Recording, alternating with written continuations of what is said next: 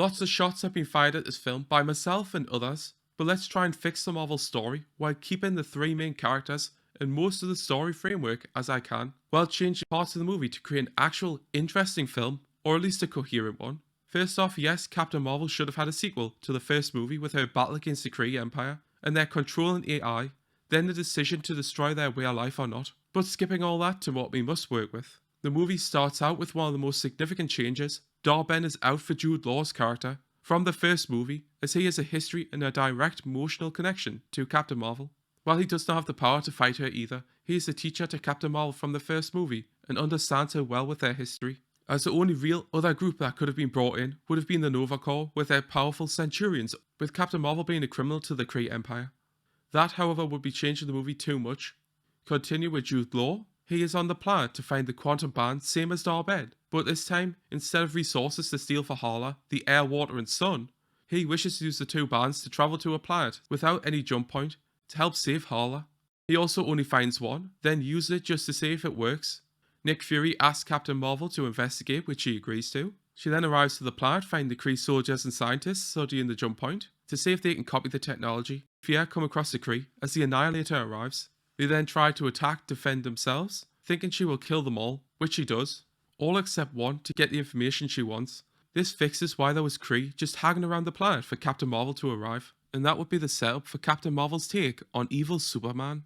She finds out that Jude Law is involved and has travelled for peace talks with the Skrull. She then kills the last Kree, going to touch the pole. She then swaps for Monica, who finds herself standing in pools of blood and surrounded by dead Kree, but starts choking on the planet's atmosphere, having to use her powers to stay alive. She then swaps with Kamala, who now finds herself in the same situation as Monica, even more horrified by the death around her, trying to use her powers to shield herself, swapping with Captain Marvel, who then leaves the planet like nothing's happened. She then arrives at Tarnax, travelling straight to Jude Law, talking with the Skrull leader, smashing through the wall to show off her power. Jude Law then could talk to her, goading her impulsive personality, or blame the Skrull for sending Captain Marvel to attack them, causing the fight to break out with her and the Kree, dragging the Skrull into the fight as well. Then more swapping, till all three are on the planet. With Captain Marvel about to attack Jude Law's character, he uses the quantum band to retreat to another planet, or to send Captain Marvel away, as the bands offer travelling, not stealing resources. He does this inside the village, causing the destruction, blaming all this on her. But because of the swapping, Captain Marvel cannot follow, catch Jude Law,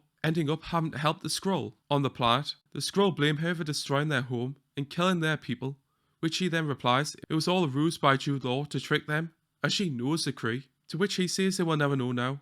But what they do is that because of her, hundreds are dead. They then leave the planet with the Skrull having to pick up the pieces, and now they see why she is called the Annihilator. Monica and Kamala ask her what's going on, distressed by her actions and what they saw, for some minor tension, but still figure out how the swap works. When they each use their powers, she then receives a call from the Prince of the Water Planet that he thinks the Kree are there to retake the planet for the Kree Empire. Captain Marvel then tells them both to stay on the ship and not use their powers. She will handle this, leaving them in orbit of the planet. She flies down, smashing ships, causing a fight to break out on the planet. She attacks Jude Law full power as he tries to protect himself with his weapon in the band. The weapon breaks, but the band powers up, and Jude Law, who now possesses Captain Marvel's powers, proceeds to beat the crap out of her, being a much better fighter in hand-to-hand, a callback to the first movie.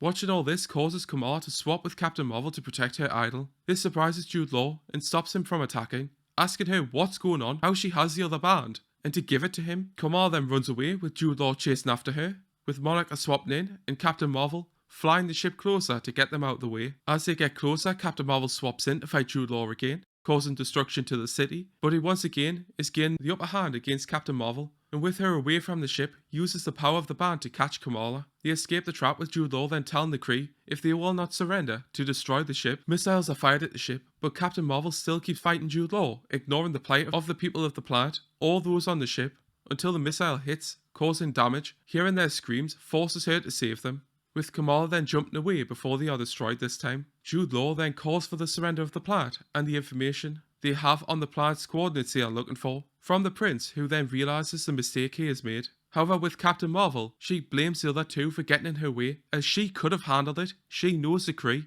and this is her fight. They should go back to Earth where they belong. Get Kamala and Monica, admonishing her for the needless death she has caused, that there must have been a better way, with Kamala crying about how Captain Marvel she knows and looks up to is not a killer, but someone who saves people.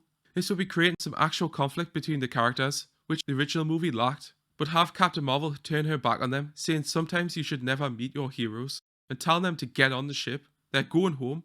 She drops him off at the station with Nick Fury and leaves to look for Jude Law, but he knows that Kamala has the other band which he needs and no longer has to search for the planet. Finding out she is on the station, asking Nick Fury to give him the band that Kamala has, he refuses. Then he can have an attack on the station. Captain Marvel returns to fight Jude Law, who is still powered up by her from the previous fight, and Captain Marvel loses again, with Kamala and Monica saving her life. Then the team fight against Jude Law. They win, showing Captain Marvel that she needs other people. Then have Jude Law say, "Once again, you could not beat me in a fair fight," and that he only wanted the band to travel to the planet to save his people that she destroyed. Have Kamala stop Captain Marvel from killing Jude Law and willingly giving up the bands to show that death and destruction are not the only way to Captain Marvel, forgiving him for what he has done to them and allowing them to leave in peace. Have Jude Law leave and Captain Marvel talking to Kamala about how she could not let go of her anger and her prejudice against the Kree, and once again showing her what a true hero is, and all that jazz. The end.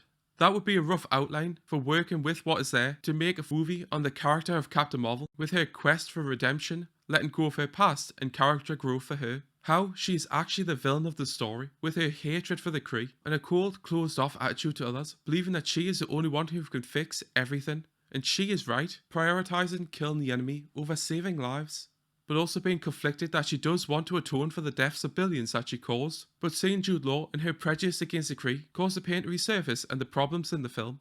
As an evil version of Superman, even if watered down, as the Marvels portrays her as a villain, and the first movie even sets that up. Tell the Supreme Intelligence that I'm coming to end it. The war, the lies, all of it. Let alone with what she does to the Kree, and could have fixed their dying son at any time if she wanted. So Brie Larson can play a flawed, conflicted character who may have started out with good intentions, but with her newfound power drowning in her own arrogance. Jude Law would be a rational, misunderstood leader to the Kree instead of Dar-Benn, who was just terrible all round. Jude Law not being the villain, but giving him a motivation to save his people, and willing to defend himself and causing conflict, but making it so that the Kree are not so petty to attack Captain Marvel, like Dar-Benn, wanting to keep her out of this and get on with their lives. Gets rid of the stealing resources part, which is stupid, having the bands used for a very similar purpose to what they are intended for, but having them together letting you travel anywhere in the galaxy instantly, with the seeming antagonist of Jude Law having a history with Captain Marvel in the first film, knowing her well, not just some random character, makes him far more fleshed out than Dar-Benn. The movie would have a more serious tone, with no stupid fight songs, no singing planet, no dying sun that Captain Marvel needs to power up, with almost all the comedy gone. Kamala's family not being in the movie past the start, Kamala and Monica being a central role in bringing back the humanity of Captain Marvel, as she is a cold killing machine, having her show emotion, be vulnerable, dealing with her past, and having conflict between them, not solved with just one hug and brushing aside everything she has done, leaning far more into the arrogant, impulsive personality she has, having it so that Monica wanted to reconnect with Captain Marvel, but she had been blocking her out, not having her be the tech girl who can fix every problem, and Kamala still being the heart of the film, with her optimism, believing in her hero and others, but allowing conflict between her idolized version and the real Captain Marvel. Also a massive nerf on both of their powers, that they can barely fight a trained Kree soldier and are more of a distraction, allowing Captain Marvel to swap places with, making it so that lives are in danger during battles. They get injured, not walking away with a few scuff marks, at most, or some ripped clothing. Nick Fury being far more useful, or mostly not in the movie, depending on how it goes. You could even still have Goose or the other Fleur can show up if people wanted that. So what do you think? Would all these changes work to make a better movie? Should they have just made a direct sequel to Captain Marvel? Or is there just no saving this movie that was doomed after the first film? Tell me in the comments below, and if you like what you heard, please like and subscribe.